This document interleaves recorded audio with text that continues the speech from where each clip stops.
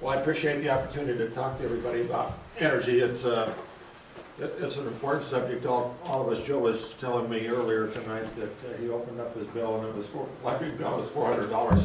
I think, you know, if you're paying your own heat and electricity, transportation costs, you recognize that what we have up on the board here is that, you know, in 2007, your individual, the average energy cost of a home in Fairbanks was $7,300. Today, it's that same energy bill is about $11,000. And if you think of that in terms of what it takes out of this community, $11,000 takes $630 million out of this community. And just about 95% of every energy dollar that is spent in Fairbanks leaves Fairbanks. So it doesn't get much of a multiplier effect. We don't get much impact from that being spent in our community.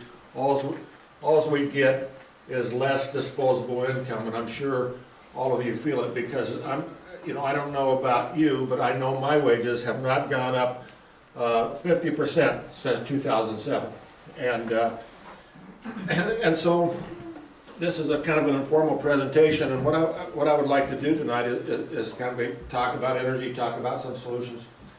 I'd also like to talk about the utility, the community energy utility that was just formed. But there's a number of energy projects, and you don't go anywhere and talk about energy that somebody doesn't have another idea. In fact, this week I attended 2 legislative debates, one the Fairbanks Chamber of Commerce at the Carlson Center had the Senate candidates for the State House, and then yesterday the Alliance at the Princess had all the candidates. When they went through and asked the candidates, you know, give your opening statement. Your opening statement. What are those things that are on your list that are the most important things that need to be accomplished this year? There was not one of them that did not say we have got to get a handle on the cost of energy. Everybody knows they got to get a handle on the cost of energy, but if they don't come together with a plan, if they don't come together on an idea, if they don't come together on a solution, then it really doesn't do us any good. Let me give you an example of that, because this is a very current example, and it's very true, it's very real, and it really is going to be almost a state disaster. Because talking about Anchorage, yesterday in Anchorage, the 5 power producers out of the Cook Inlet area, the 5 big power producers out of the Cook Inlet area had a meeting with 3 state commissioners and the RCA, the Regulatory Commission of Alaska, and they announced that we are going to run out of natural gas that drives our electric turbines in this area by 2015. We have already entered into contracts to start importing LNG into Cook Inlet. Now, I don't know how many of you follow the legislature and listen to what goes on in the legislature and also in the state administration, but over the last 3 years because this isn't a surprise, we all knew that Cook Inlet was starting to run out of gas. They've moved in jackup rigs, the state's been helping increase drilling activity, but to develop a gas well takes about 10 years, or a gas field, I should say. So we all knew this was coming. But the legislature's been saying, no, we are not going to import gas into the state of Alaska. We have gas reserves way beyond anybody's expectation. But what's happened? What happened? What happened is reality set in, and we're not building an in-state gas pipeline. They didn't fund it last year. We're not moving forward with that project. We're not moving forward with the AGIA project. It's not economic. We're not moving forward with the Denali line. It's not economic. Sioux Sitting is 10, 15 years down the road. We can't wait for 10 or 15 years. What's the next project? Well, the next project is going to be import LNG into Alaska. So we're going to be buying LNG from overseas, bring it into Alaska to power the Cook Inlet area. Tonight, what I want to talk about is what we're going to do in Fairbanks. And I would like you to think of this as a discussion rather than a speech. So I'm going to be up here talking, but you know, if you wiggle sideways or raise your hand or anything, I'll call on you, because I would really like to talk to you about energy. If you have another idea, I'd like to hear it. You know, I'd like to discuss it with you. I'd really like to find those people. As we work through the cost of energy issue in Fairbanks and finally settled on that Fairbanks needs a community utility to move the Fairbanks energy issue forward. A lot of people that think of themselves as very strong private sector people, that the private sector ought to be doing this, and that this is not a place for government to be involved. If there's somebody that feels real strongly that way, I'd like to discuss that with you, because I think I can prove to you that the private sector will not solve your problem, and that there are times that government should intercede, engage, and partner with the private sector to help us solve our problems. Roads, bridges, those type of things are great examples, and I believe in the state of Alaska, energy is also a great example. So with that, this is a slide out of a distribution study we did starting about 12 months ago and finished up in June. And what it's talking about here is it's talking about the cost of the various commodities, energy commodities, electric, district hot water, district steam. I don't know if any of you know it, but the Aurora coal-fired power plant on the Cheetah River that sells electricity to Golden Valley also sells steam and hot water. They have about 165 customers on both of those commodities. Steam is about $10 a million BTU. Hot water is about 27. So what you see here is the ranking in terms of cost benefit, 1 being the best and 11 being the worst. And if we were to have natural gas in Fairbanks today at $15 a million BTU, which is about half of what you're paying today for diesel fuel. You're paying $30 a million BTU. And by the way, just to compare that to Anchorage, Anchorage is paying about $11 an MCF or $11 a million BTU. If we had natural gas in Fairbanks, it would rank about number 3. It would be just a little bit better than wood pellets. But so the number 1 they have up here is district steam, and remember that only has about 165 customers on it. We have coal stoker boilers, number 2, and birchwood. So yeah, wood pellets, spruce, all of those things rank fairly high. If you get into the worst thing you can heat your home with is electricity, because if you were to heat your home with electricity, to get down to the equivalent of $2 a gallon for diesel fuel, you'd have to be paying 5 cents a kilowatt hour for electricity, and we're not going to get there. We're not going to get there if we have a Susitna Dam. We're not going to get there if somebody gives us natural gas, because our distribution lines and the cost of running Golden Valley, all of that is about 11 cents. So before you put a drop of energy in the system, you got to pay that 11 cents to run the overhead and distribution system. And by the way, we're about 24 cents today.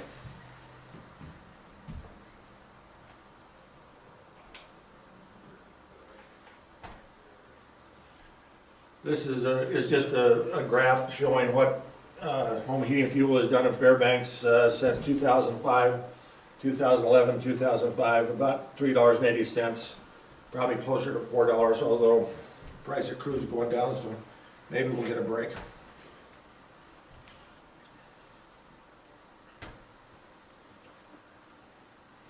Golden Valley, I told you I was going to talk about about the community utility. And if you think of the energy players in Fairbanks, you know, obviously Golden Valley is a major player. They are our electric provider. I'm sure you read in the paper that the governor came to town and met with Golden Valley. They met with Fairbanks Natural Gas. Fairbanks Natural Gas is the only supplier today of natural gas in Fairbanks. They have about 1,100 customers in town, in a small area right in the downtown area, and then over in the box store area. They met with Flint Hills, the refiner out at North Pole, one of the refiners at North Pole, and they met with us at Fairbanks Economic Development, the governor did. But, you know, one of the things that, the reason we started thinking about a utility was needed is because last year in the legislature, when they were down talking about what the possible solution for energy in Fairbanks, you had Fairbanks Natural Gas, Golden Valley, and to a very minimal extent, Flint Hills, down talking in the legislature about who was going to get the grant, who should run the operation, who should do what. But it became obvious to us that they weren't talking about space heat. And if you go back to that first slide, if I can do that, it's interesting when you look at Fairbanks' cost of energy. 20% of our cost is electricity, 50% is space heat, 30% is transportation. So if you had $1,000 to spend on saving energy costs, would you spend it on the 20% or would you spend it on the 50%? Well, you know, the smart money would spend it on the 50%, because if we were able to save 20% on our electric bill for the year, we'd save $400. But if we were able to save 20% on our space heating bill, we'd save $1,000. So when we listened to the debate last year in the legislature and found out that they were talking about getting energy to 1,100 customers that were on natural gas today, or getting energy to Golden Valley, but there are 26,000 structures in the Fairbanks North Star Borough, and 1,100 of those are less than 2%. It simply was obvious to us that the cost of energy in Fairbanks was not being addressed, and it needed to be addressed by somebody, and there was no entity that either had the authority or had the responsibility to do that. And so what we envisioned at the time was to stand up a community energy authority that would not be an operating entity like Golden Valley, but would be an aggregating entity and a contracting entity that would partner with private industry, but would represent the community when it comes to energy issues. Golden Valley. And it might sound like I'm being critical of Golden Valley, and it probably will sound like I'm being critical of Fairbanks Natural Gas, but I don't intend to be. I think they're both good organizations. Golden Valley is doing what they think is a responsible thing to do, and that's lower your electric rate. You are their members. That's their responsibility. Fairbanks Natural Gas is owned by two stockholders that live in Texas. Fairbanks Natural Gas has a fiduciary responsibility to make sure those investors do economically as well as they can. And I will tell you, in fact, I will show you that they do a damn good job at that. Better than most companies. But Golden Valley today has 37% of its energy generated from oil or products of crude. So like naphtha and haggle, you know, stuff you don't normally hear about, but 37% of the energy of the kilowatts that they produce is produced from crude oil.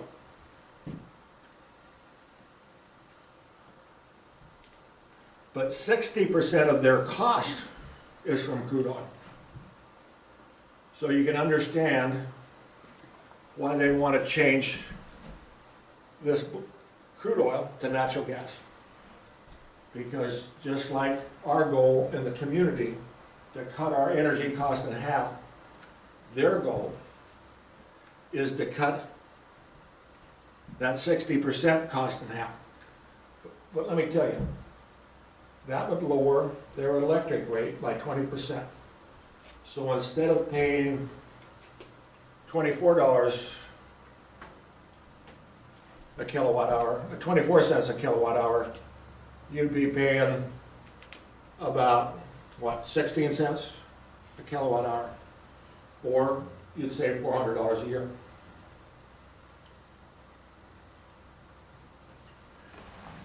This is Fairbanks Natural Gas, and remember I told you they have 1,100 customers.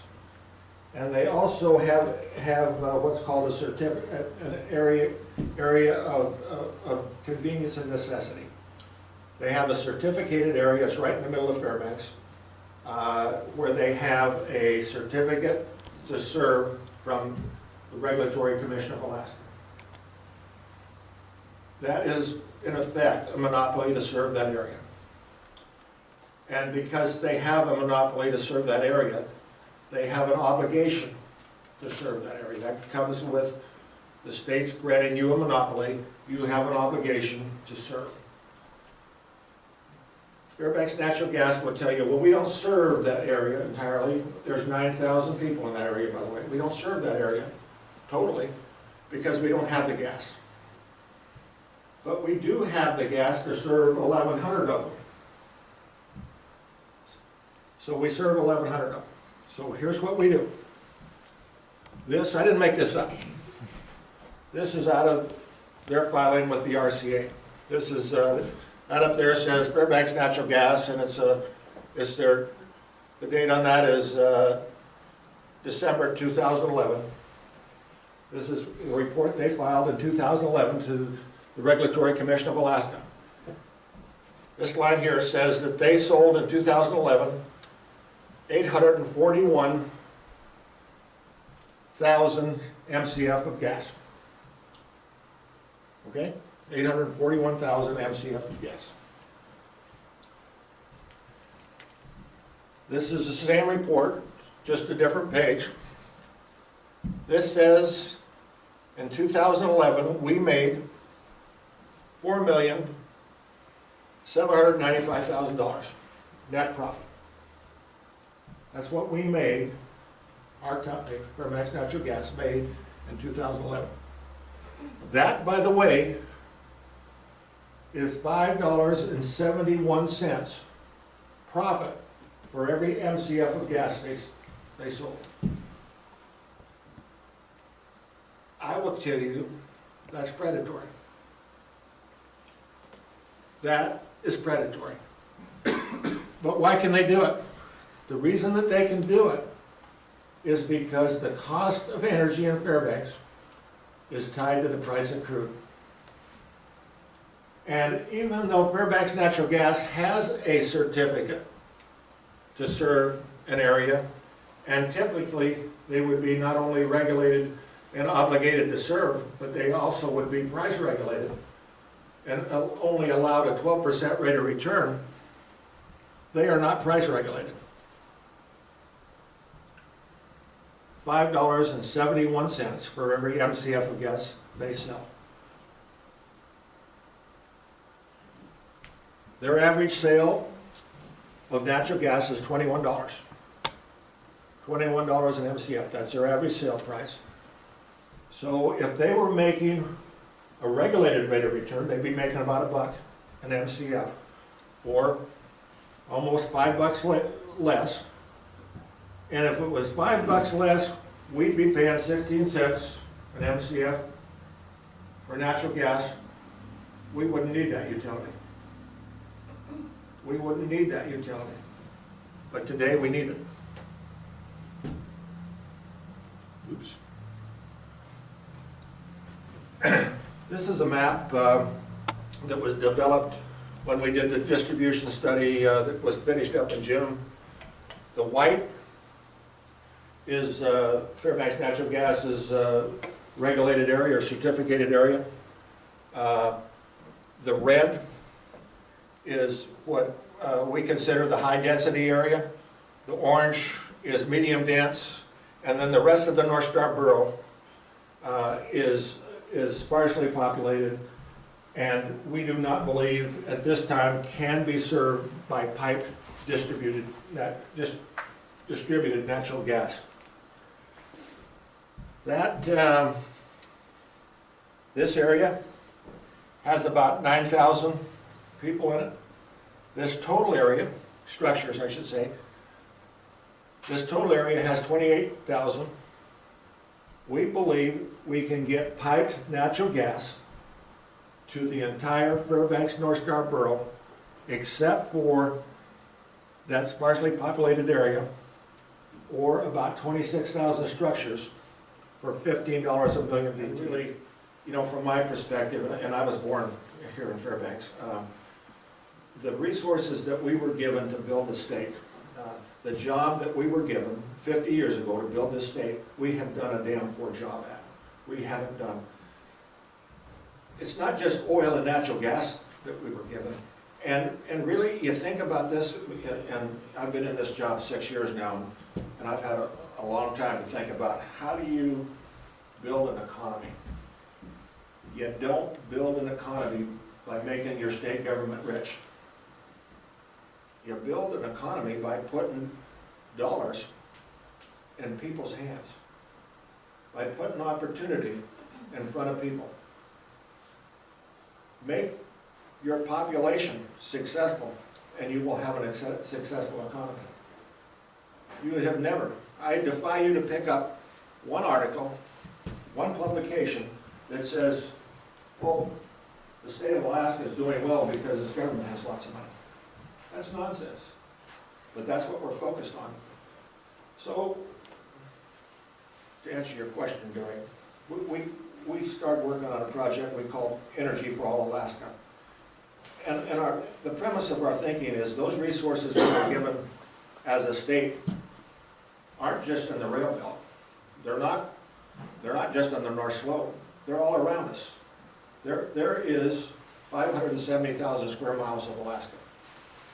And we were given, what, 114 million acres? Those acres are spread all across Alaska.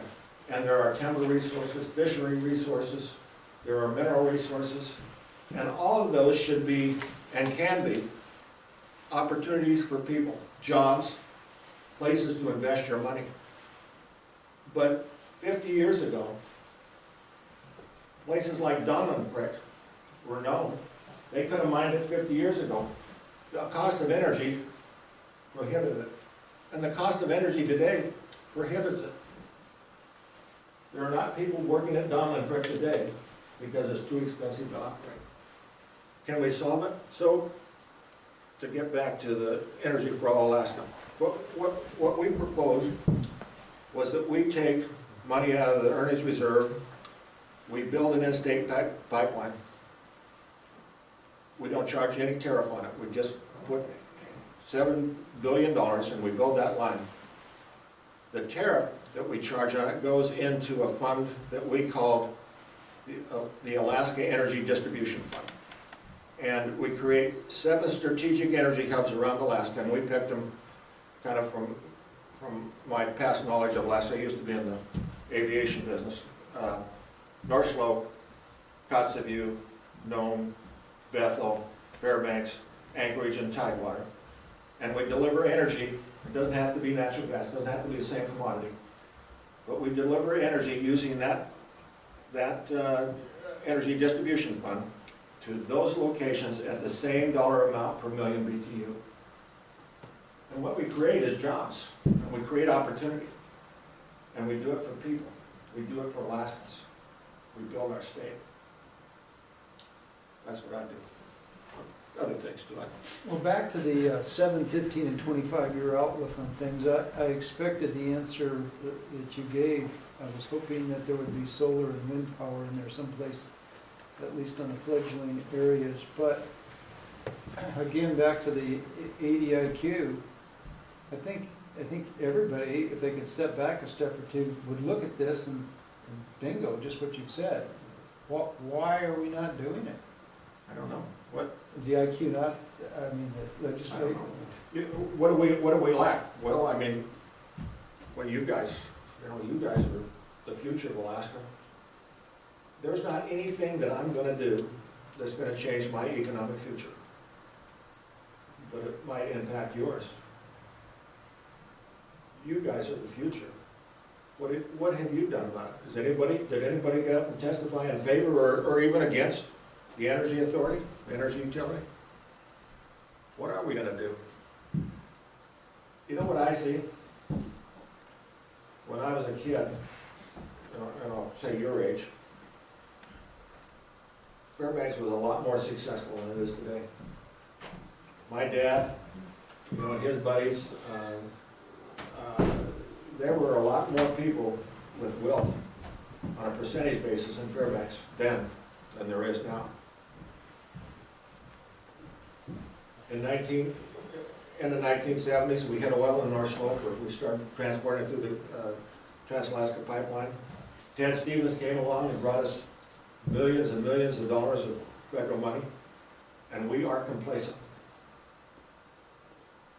And we haven't figured out that Congress has changed. Even if one of our senators gets the longevity that Ted Stevens happens, it's doubtful, that those earmarks are gone. And for every barrel of oil you take out of the ground, there's a barrel of oil gone from that ground. Every producing energy field in the world depletes at 6% a year. And it doesn't matter when you believe the North Slope's gonna run out of oil, it is going to run out of oil because it is depleting. And there has to be a new business plan to carry Alaska forward. And we haven't figured it out.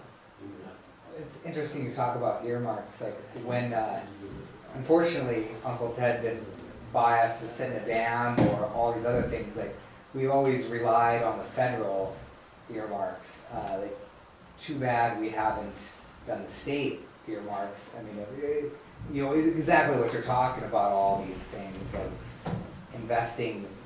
My favorite thing has always been vertical integration in business. That if we reduce the energy cost, because it's ours, some concept, that we would be able to, you're just talking about like expand where it was unprofitable to build lines and et cetera. But it sounds like you have limited faith in the state spending money in these things that maybe Uncle Ted could have just said, oh, send it down, I'll just write that in on the bottom of this. I don't know if I have, there's just no question to me where home is. Home is here. I'm going to be here no matter what the economy does. I'm worried about you. Actually, I'm worried about my kids and my grandkids, but I'm also worried about you.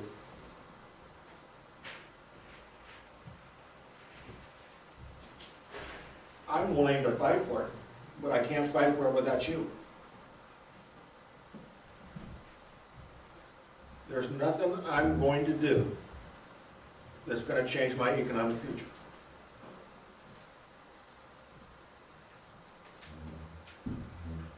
Well, Joe? I think like one of the biggest problems that we face is that South Central doesn't have the same problem.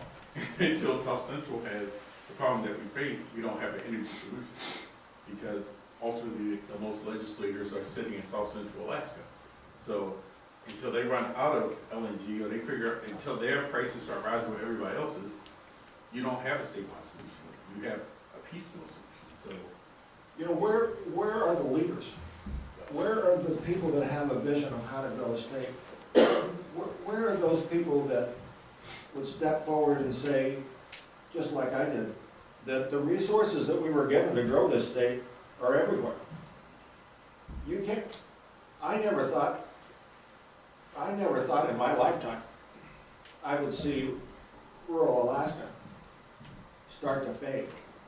That I would see people move out of rural Alaska into urban Alaska.